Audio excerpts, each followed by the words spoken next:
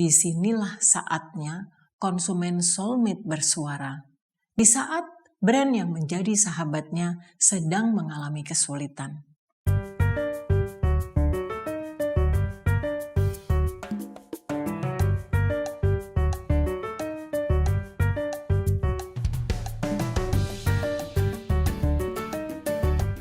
Halo Decision Makers, bertemu lagi dengan saya Amalia E. Maulana dalam Branding Solutions. Kali ini kita akan membahas topik tentang menghadapi boikot terhadap brand. Belum lama berselang kita menjadi saksi betapa beratnya pemasaran sebuah brand yang tiba-tiba diboikot oleh konsumennya. Gerai-gerainya sepi dan tebaran sentimen negatif terus mengalir di media sosial. Bagaimana mengelola psikologi konsumen saat era boikot? Klarifikasi dari perusahaan merupakan hal pertama yang ditunggu oleh konsumen karena mereka belum tahu secara persis apakah perbincangan di media sosial oleh netizen merupakan sesuatu yang berdasar atau hoax saja. Sampai sekarang, masih ada brand-brand yang dipertanyakan afiliasinya terhadap pihak yang diboikot.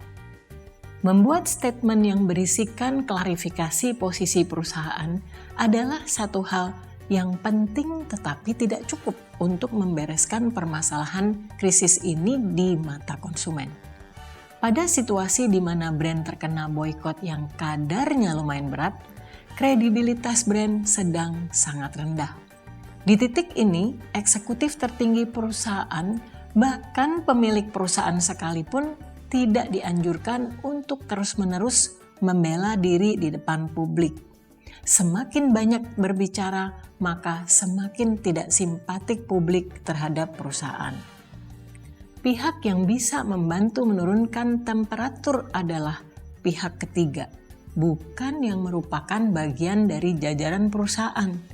Menggunakan influencer untuk menjadi spokesperson perusahaan dalam kondisi ini juga tidak efektif. Mengapa? Karena publik semakin cerdas. Mereka mengerti mana komunikasi berbayar dan mana yang tidak. Dalam kondisi image brand sedang jatuh, yang bisa membangkitkan lagi adalah dukungan dari konsumen dan stakeholders eksternal lainnya yang selama ini sudah menjadi sahabat atau soulmate brand. Pembelaan dari para soulmate terhadap niat baik brand untuk memperbaiki image-nya akan jauh lebih bernilai dan efektif dibandingkan dengan membayar para mega influencer. Pada saat seperti ini, jangan mengeluarkan statement yang menggambarkan tingginya manfaat perusahaan bagi publik selama ini. Publik tidak meragukan kebenarannya. Namun karena yang menyatakan hal ini adalah pihak perusahaan sendiri, maka bisa menimbulkan persepsi yang berbeda. Sebaiknya yang menyatakan bukan dari eksekutif perusahaan, bukan dari investor, bukan dari karyawan pabrik beserta keluarganya. Perusahaan butuh soulmate, khususnya konsumen sebagai end user, yang berperan sebagai spokesperson pihak ketiga untuk menjelaskan kebermanfaatan brand bagi mereka. Disinilah saatnya konsumen soulmate bersuara. Di saat brand yang menjadi sahabatnya sedang mengalami kesulitan. Soulmates adalah social capital perusahaan dan suara mereka akan didengar oleh para teman biasa atau just friends yang lebih cenderung menghakimi daripada membela. Suara konsumen dalam menyatakan manfaat brand akan lebih mengena. Mereka tidak memiliki kepentingan terhadap pernyataan tersebut kecuali ingin menyuarakan kebenarannya saja. Dengan disampaikan oleh pihak ketiga yaitu konsumen soulmates, maka kredibilitas dari pesan yang diutarakan menjadi lebih tinggi dan lebih bisa dipercaya. Pelajaran kasus ini adalah saat perusahaan masih berjaya, pembinaan pertemanan dengan konsumen harus terus dilakukan. Karena suatu saat di mana brand terserang ujian berat, boykot ini adalah salah satunya saja. Maka perusahaan tidak sendirian dalam menghadapinya. Para soulmates lah yang akan maju menjadi brand guardian atau pembela brand karena manfaat yang diterimanya menjadi pemicu dari motivasi membela brand yang sedang bermasalah. Selanjutnya, saya akan menyampaikan peranan corporate social responsibility dalam menghadapi boykot. Salah satu cara tercepat untuk menarik simpati publik adalah dengan menyelenggarakan kegiatan CSR yang berhubungan dengan isu seperti halnya kasus Palestina. Banyak perusahaan yang kemudian menyumbangkan dana ke Timur Tengah.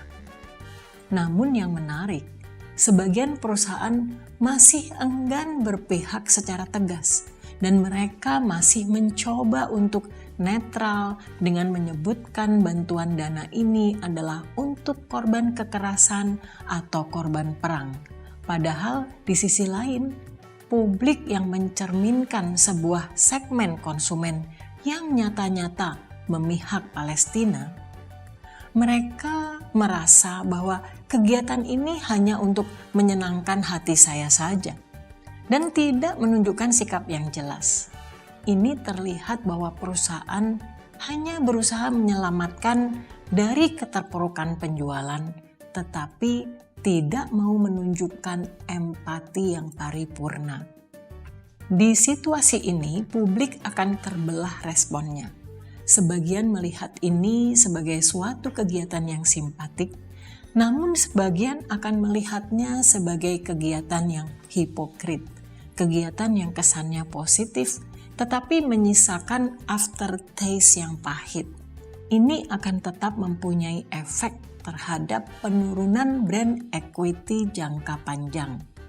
Segmen yang terbanyak di Indonesia masih mempunyai empati yang tegas terhadap Palestina misalnya, dan mereka menginginkan adanya dukungan dari brand yang digunakannya secara tegas juga.